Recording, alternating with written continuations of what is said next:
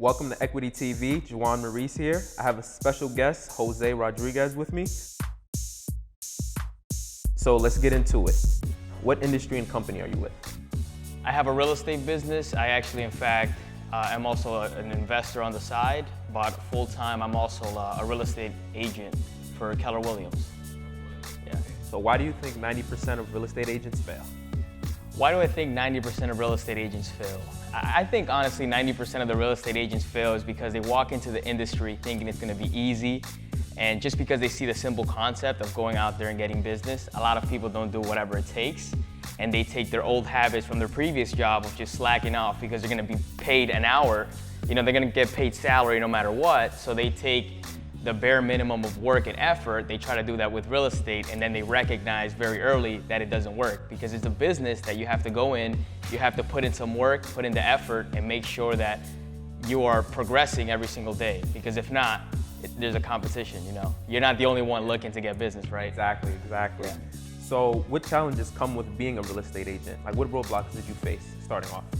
Roadblocks, I mean, consistency.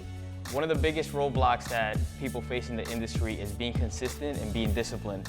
You know, sticking to the craft. A lot of people think that it's only gonna take a month, 2 months, 3 months. It took me about 6 months to get my first listing.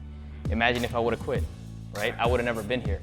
So that's what a lot of people miss out in the beginning, and that's a big chunk of that 90%. They quit too early and they don't see it through, so they never make it. Exactly. I totally agree. What lessons have you learned along the way that you'd pass to someone who wants to go into real estate as an investor and as an agent?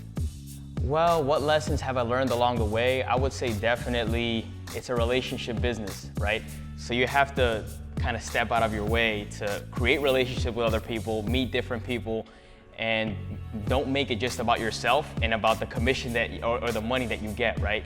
Make it about the people, because a transaction may only happen once if you only focus on the transaction. But if you focus on the relationship and cultivating that, repeat business comes, and then you always get different transactions, word of mouth, and that's how your business grows. So that's what I would say. So in one word, what does equity mean to you? In one word, equity means value to me. You know, the reason why I value is because it's something in return, right? Like if you make an investment, let's say for real estate, for example, the longer you hold it, if it's a rental property, if it's a good, you know, if you made it a good investment, you'll build up some equity, and then you'll be able to take that equity out and put it into something else. So it's basically like a seed that you can grow, and it ultimately equals value, either good value, bad value, it's whatever you make of it. But equity to me, in one word, if I was to describe it, is definitely value. Thanks for coming. I appreciate you stopping by. This is Equity TV. Thank you for watching. Thanks for having me.